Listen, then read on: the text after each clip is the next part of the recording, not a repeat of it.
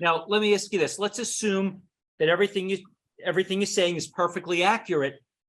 Maybe a doctor says, yeah, that this might all be true, but I don't really use clinical trials to make decisions. I base it on, my own experience. So what percent of doctor decisions are based on the results of clinical trials and the articles that appear in the journals about them? And what percent of their decisions are based on what they have learned on their own treating patients? Well, there's this thing called standard of care now. And I've actually been an expert witness for doctors that have been accused of violating the standard of care, and their medical board is trying to take away their license. We didn't used to have that.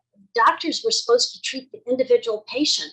Now there's this I don't know how it evolved exactly, the standard of care, and this is the system you have to use. This is the treatment regimen you have to use, and if you don't, you can be challenged by your medical board, which of course is part of the whole system. So I think that we don't have the innovation with the doctors that we used to have, say, 30 years ago, where I never heard this before. I mean, one doctor was using a different type of suture, and his medical board was challenging him.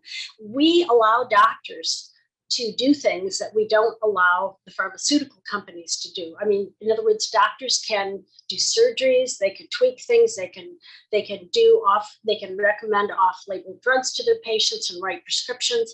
Those doors are starting to close. So the innovation that we have in medical research that happens between the doctor and the patient is declining. And I think there's going to be more of this in the future. Don't we, I'm sorry, go ahead. Can I say, Steve? Yes. So good doctors look at their patients and they try and figure out how their patients do on drugs, and they may have 100 patients on a drug or 50 or 2. But the basic structure of clinical trials could be an excellent way to do science. Bob's pointed out the problems with having companies design their own studies, and we could have independent approval of those studies and ensure that the endpoints were well constructed to determine clinical benefit. And we could ensure that the harms were reported and that the data analysis was transparent and the peer reviewers had access to transparent analysis. And that would be a pretty good way to bring new information to a healthcare system. The problem with the way you've talked about, where doctors thinking that their observations are good enough to base decisions about clinical treatment of future patients, that's not a good way to do it. Sometimes they're going to be right, but that bypasses, that sort of throws in the trash can the entire methodology of science that could work if it were done right. And I think the problem is not solved by doctors watching their patients and trying to find conclusions, because that's why we do clinical studies. I think the problem is we have a system that's broken and corrupt all the way down, and that system has to be made to work. A decent society, a first world society in 2023 should be able to inform its doctors based on good science so that patients get the benefit of scientific innovation. Well, I mean, I agree with you in a way, but I have to tell you, the studies don't support that conclusion. There were a bunch of studies that were done after the 62 amendments to decide, which drugs were actually effective and which weren't. And what was interesting about that is there wasn't any difference between what happened in the clinical trials as designed by, and suggested by the FDA, this business of 2 US studies that had to have a statistical significance of 0.05, and the observations that the doctors were making and how they were choosing to treat their patients. And I think the reason for that is that we used to have a system where the doctors were encouraged to pay attention to their patient and work with the patient and see what happened when they got something, and then, change it if they didn't. Today, they're not encouraged to do that at all. They are encouraged to have this protocol, which is called standard of care, And if they don't follow it, they can get into big trouble. But that takes the innovation that we used to have in medicine away. So it's a trade-off between having the freedom to innovate. And innovation, I believe, is the best thing that we can do to improve our healthcare, because innovation is what brings us a better system of change. You know, if we get too rigid, then we aren't going to have that innovation. And in fact, in my talk on Tuesday, I'll be talking about the price that we've paid for having this rigorous system in innovation, and it's quite shocking, actually. Go ahead, Robert. I just want to add one point to this thing about letting science guide us, and if we did have good, honest clinical trials. Clinical trials often show a variety, a spectrum of responses to a drug. So for example, especially with the psychiatric drugs, if you look at antidepressants, you'll see some responders, some basically nothing happens, and then some worsen. Now you could take that information and give it to doctors, and they would have to say, oh, the trial tells me I have to figure out for whom and for how long. In other words, it's not one size fits all. But what does happen right now with the way medicine is practiced, you get a drug with it, you know, you see effect sizes are quite small, okay? In other words, there's actually quite an overlap of the bell curve of responses. But suddenly, if a drug gets approved, it's like, oh, that's what we do for everyone. And so, but we need to have the if we had honest clinical trials, they would give a nuanced presentation to doctors that would help them understand with certain drugs, you got to figure out for whom and for how long, because you don't have this universal sort of response to many drugs. Are there certain things such as antidepressants or antipsychotics that it's been used for so long that we just know they work? It's just understood. It's part of the culture that everyone knows antidepressants are very effective. Or even do they also fall into this same category that we're not sure? Well, I think antidepressants very much fall into this category of we're not sure.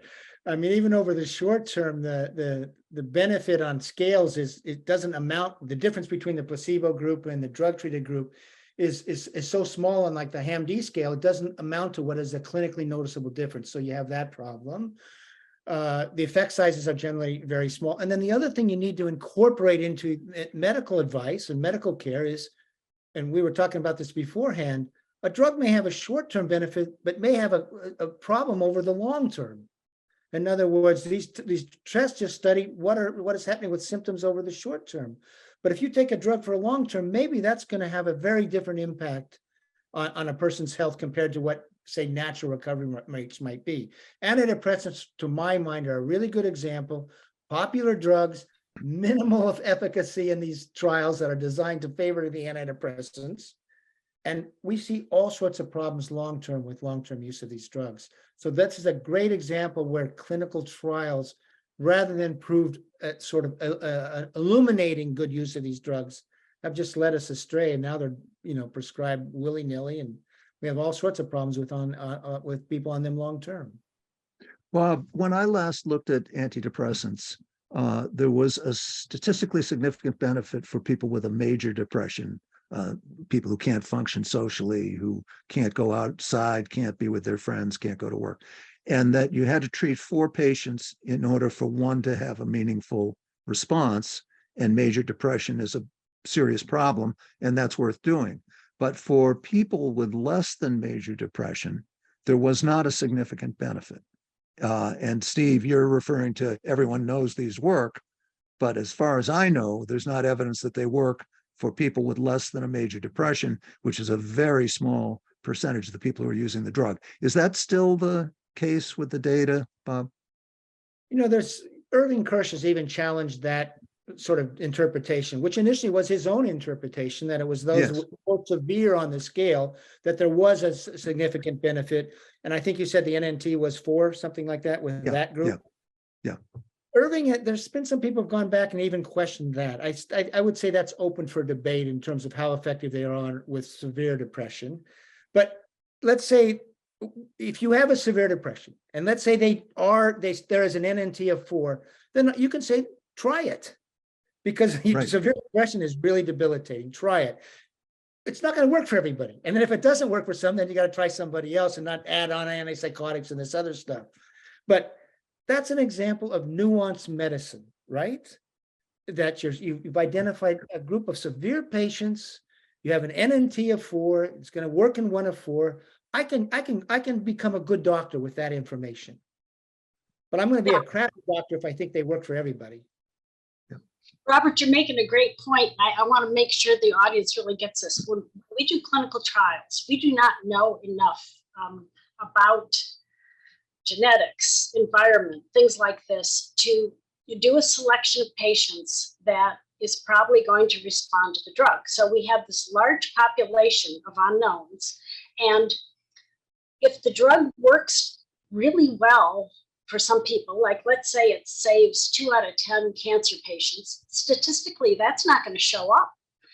And we just, I mean, I'm a research scientist. I want to see some research, but I also recognize that we have limitations. We don't, and the way we're doing clinical trials today are not necessarily the best way that we can get information, because we still don't know enough about the nuances of the individual, which is why doctors do what you were talking about, Robert. You know, if it works for that patient, great. If they don't, they take it off and put them on something else. Hopefully that will work better. And this is part of the problem.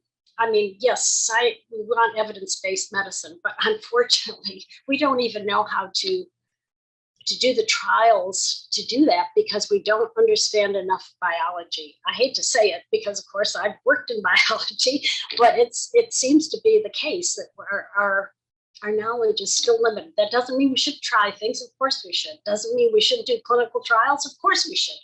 But we have to understand those limitations. And if we really want to learn, then there's got to be some freedom to innovate. And I think the way that doctors handled things in the past, where they had this freedom to innovate, I think worked better for us than the standard of care. And that's why we have such good surgery. And that's one thing we do have that's pretty good in this country, is and really throughout the world, to a large extent, we have good surgery because doctors were free to innovate with surgery. They were free to try transplantation, for example. So I think it's, I guess the message I want your audience to recognize is we really don't know how to do it right all the time. So we can't use a one size fits all type of study to get this information. And that's very frustrating, but that's the way it is right now.